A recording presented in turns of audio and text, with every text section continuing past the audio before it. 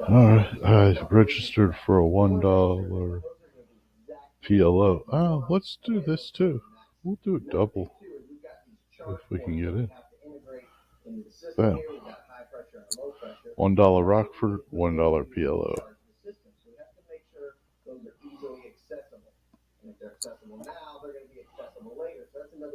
Nah. Nah.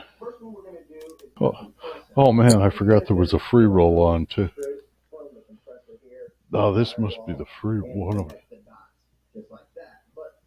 I better figure out which one's the free roll, which one's the.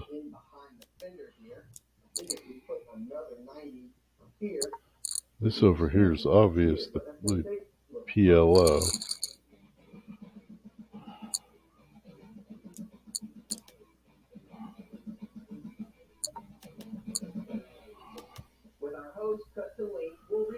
That's the $1 Rockford on the left, and the middle is the. Okay, I should have known because it was six player, and 9. It just took my brain a second.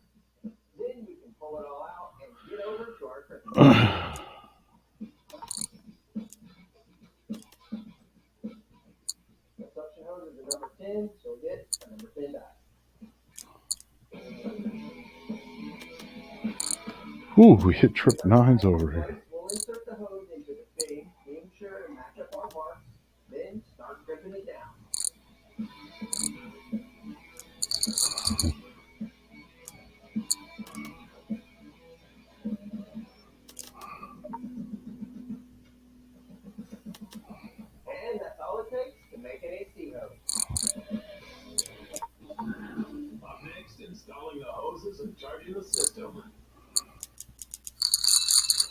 Bam, got him. Oh, I don't even know what I called, but it don't matter. That was the free roll. I'll fold that.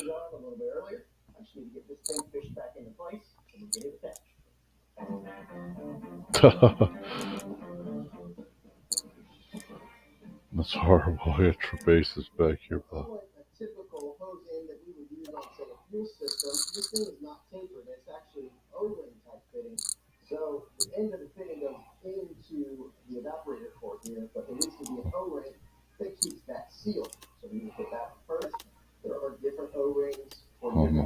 Just keep it 90.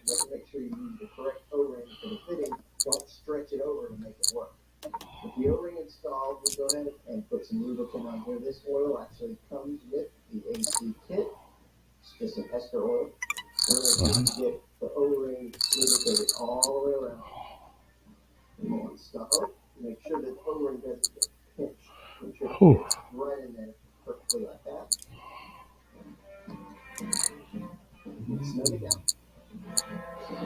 This is going too fast, but I think, yeah, I got 3 of a kind on this one. Although it's a dangerous board.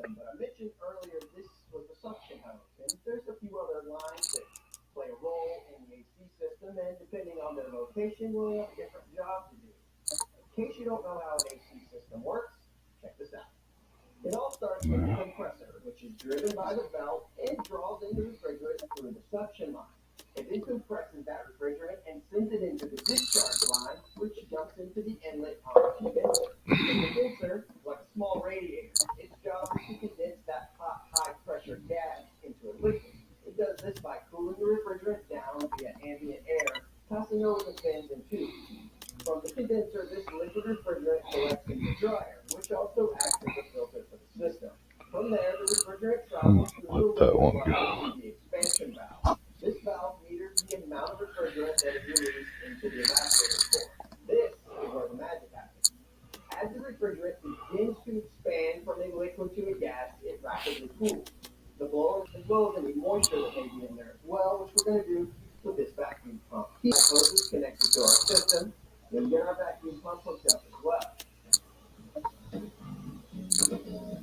Nah.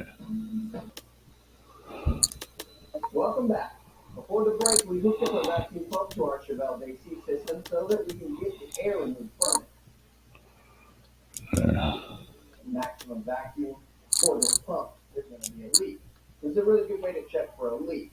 I'm just going to watch this gauge for a couple of minutes to see if it moves at all. If it starts losing vacuum, then I know I need to stop and go back and see if there's a fitting that's not tight or something else wrong with the system. Well, we've let this sit for just a few minutes here, and the gauge hasn't moved at all. So we're just going to hook it back up, vacuum it down for about 45 minutes.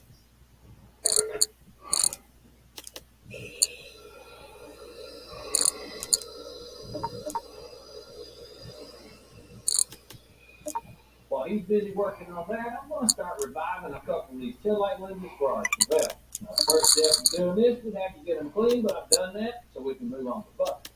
What's going to be doing the majority of the effort is this little wool buffing pad here. And you can use a foam, but I prefer this one here. The reason is, whenever you go to polishing, these strands here on the side will reach into those corners. Now, there's several different compounds out there you can use, but if any of them say it'll take out 1,000 or coarser good scratches, you're in pretty good shape. A little dab of compound will do it, and we'll spread it around a bit, then start buffing. Run at low speeds and keep it moving so you don't generate a much heat. Then clean it up, she looks like new. It's amazing how much better this one looks as opposed to that old dingy one. It didn't take a whole lot of effort, just a little bit of compound and some time. You can do this at home. Well, we've let it vacuum down for about an hour now, which is good. 45 minutes is actually enough, but a little bit of extra doesn't hurt. And now we've got the system all cleared out. Okay, well, at least I can concentrate a little. As well. So now we just need to get our refrigerant in. You can do that by disconnecting this hose. We've got this special fitting that punctures the top of the can once you screw this cap down. And with that done, we can hook it up to the line running to the AC. We'll open the valve to let the refrigerant into the system and let it into this can. Our setup will require a couple of cans, so we'll shut the valve and swap them once the first I'm gonna fold my queens. Whoa. And with the valve open back up, we'll get it up to about 57 pounds. And call it good. Well, that's all there is to it. This system calls for 24 ounces, which is 2 12-ounce cans, so we put that in. Now all that's left is once we get the engine fired up, get that compressor moving, start blowing cold air. In rural Tennessee, we've been in there for about 20 years or so when we first laid eyes on it. So we tore that sucker down and got her media blasted, then started replacing the sheet metal. We upgraded the suspension, rebuilt the interior, bodywork and painted it, and got her back together. There is one last thing that we need to do on our Chevelle, and that is install a headliner. Now, this isn't really my cup of tea or Mark's back there, so we brought in a friend of ours, Chris, with Kiwi's Classics and Customs. Yeah, these old suspended headliners and the muscle cars can be a challenge. Yeah, but we'll get it done today. We've had our replacement headliner from original parts group laid out for a little while. Got it. Well, gets everything relaxed, smooth out. Next step is the bows. Now, Tommy, thanks you numbered them as you took them out. That's really important. They're all different length, all different curve. Very important they go back in the right place. Now, do you want to install them down here, or do you want to do that up there? I think we can do that up at the beach. Okay. Boy, I wish I would have played on that one. Kiwi's going to take the bows and starting with number 1, install them in the loop on the headliner. Put a watts up just so we can expose the little hook ends on the bar. I'm getting some cards here.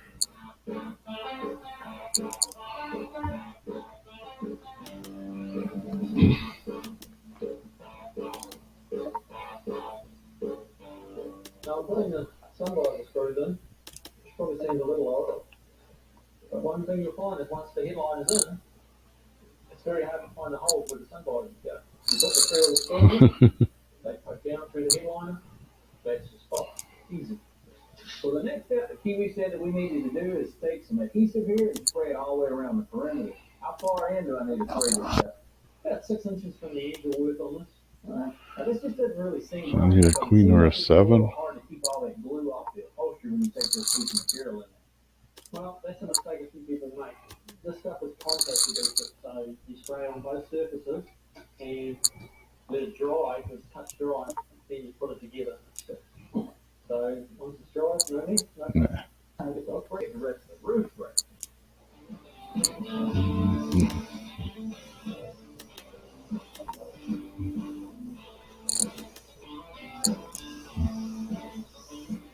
You comfortable? So comfortable. Starting at the back, you'll install the bows that hold the headliner up against the roof. Oh, Then there's some small man, holes in the material and I've wood never on gotten the so many good and cards. I the don't. trim pieces on that hold the edge. It's crazy. They're trying to give me all the cards in one game. Put some pressure back on him. He works his way around. Some trimming is required to help it fit and get rid of the excess material. The edges have to be tucked into a channel that runs around the roof, cut, and then finished up with some trim pieces that we got from original parts group. Oh, I'm gonna go all in on this free rolls.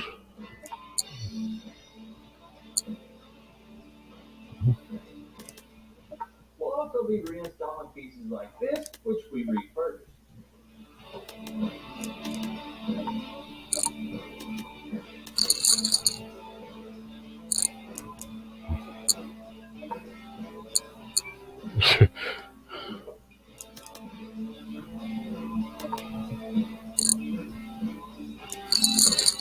All the trim installed, she's a done deal. Well, I have to say, Kiwi, that headliner turned out spectacular. I think I won that one. Say also, but that's the easiest one I've Good chance. It don't fit at all. And I don't know if it was just really and truly not that much to it, but you made it look really easy. Well, it's one of those things. It's not that hard when you're not here. Oh man, he got that. Try it. Just give it a go. I guess I'll have to try. There you go.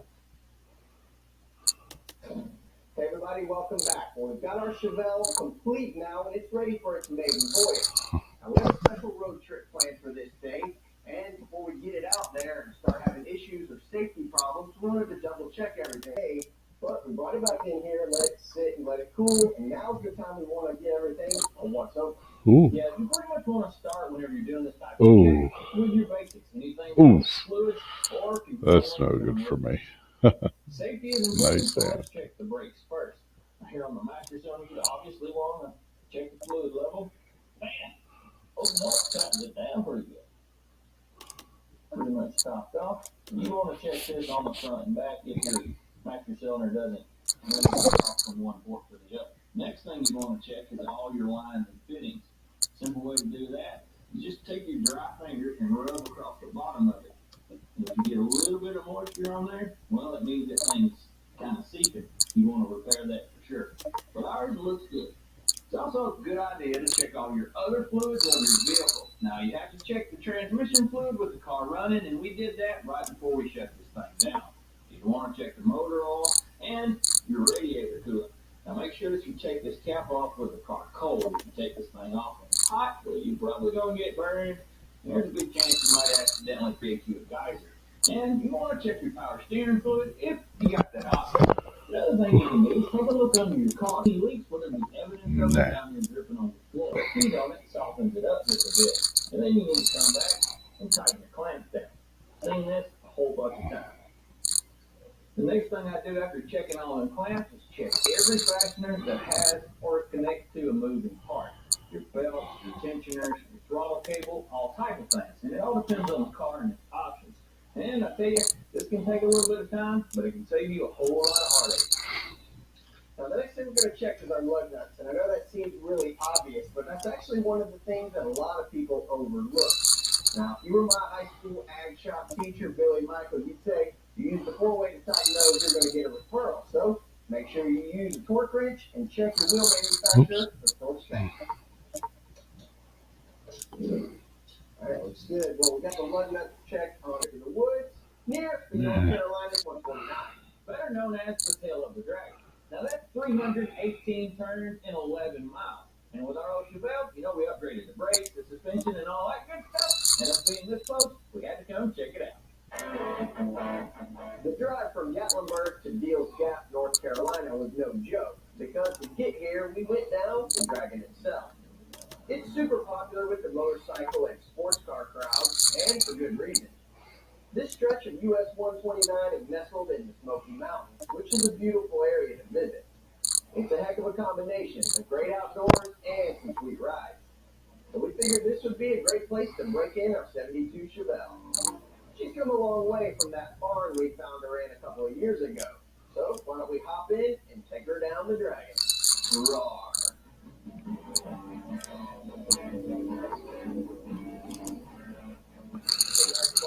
So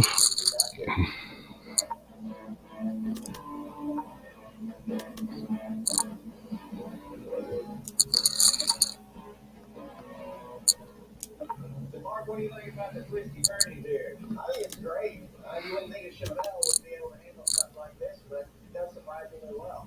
Yeah, I know sitting on this side, turning on the wheel, it's almost effortless. Really and truly, the car takes what you want. Good riding, good driving, got plenty of power. Ooh, nice hand, nice hand. Yeah, there's not really that many gas stations either out here. Topping off before you get here is probably a good idea.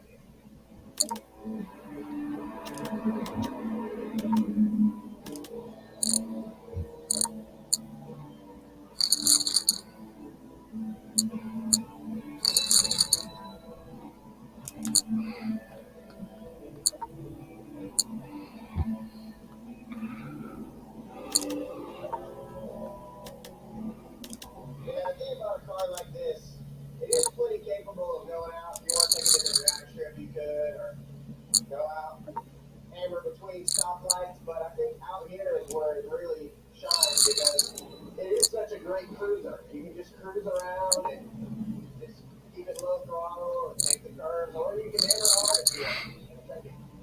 Well, I sure hope you guys enjoyed the Chevelle build because I know I did. Now, this thing turned out pretty nice, and being able to come out here on a stretch of road like this, well, it's a whole lot of fun. That's right. This car is gorgeous. Tommy did a great job on the paint. The whole build was great, top to bottom. And not only does it look good, but it handles just as well out here. It was a blast, even though I was in the passenger seat the whole time. It was still a lot of fun. Well,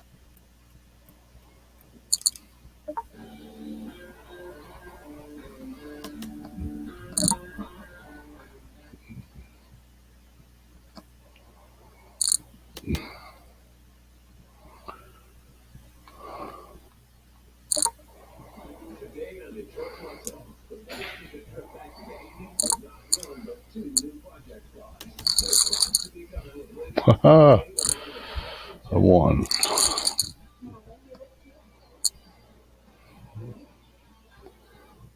That was a good one. Anyways, I'm gonna post that up. I'll just do that, and then I might finish this and get it in another video of the rest of this if it's any good. Anyways, I'll see you guys in the next video.